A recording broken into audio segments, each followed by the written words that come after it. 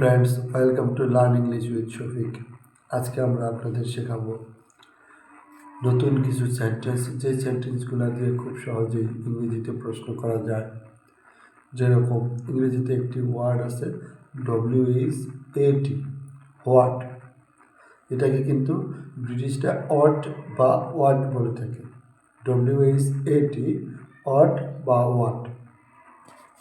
তাহলে এই অট বা ওয়াট বা হোয়াট আমরা বলে থাকি হোয়াট। হোয়াট অর্থ হচ্ছে কি। হোয়াট অর্থ কি। Your name, what is your name.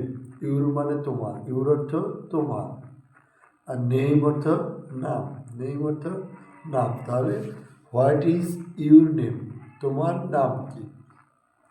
What is your name, তোমার নাম কি। এরপর আমরা আরও একটি সেন্টেন্স শিখব, সেটা হলো প্রবলেম। প্রবলেম অর্থ সমস্যা, প্রবলেম অর্থ সমস্যা। তাহলে হোয়াট ইজ ইউর প্রবলেম, তোমার সমস্যা কি বা আপনার সমস্যা কি। হোয়াট ইজ ইউর প্রবলেম, আপনার সমস্যা কি। হোয়াট ইজ ইউর প্রবলেম, আপনার সমস্যা কি। এরপর আছে গো। গো অর্থ যাওয়া, গো অর্থ যাওয়া।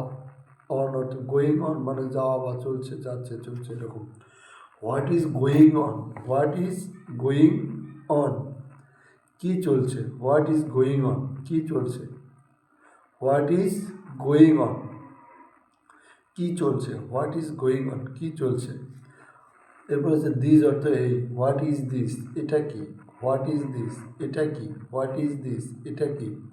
প্রিয় দর্শক, আমাদের আজকের ভিডিওটি ভালো লেগে থাকলে ভিডিওতে একটি লাইক দিয়ে চ্যানেলটি সাবস্ক্রাইব করে দিন। আপনারা সবাই ভালো থাকবেন। আপনাদের সাথে আবারও দেখা হবে নতুন কোনো ভিডিও নিয়ে। সেই পর্যন্ত সবাই ভালো থাকবেন। ধন্যবাদ।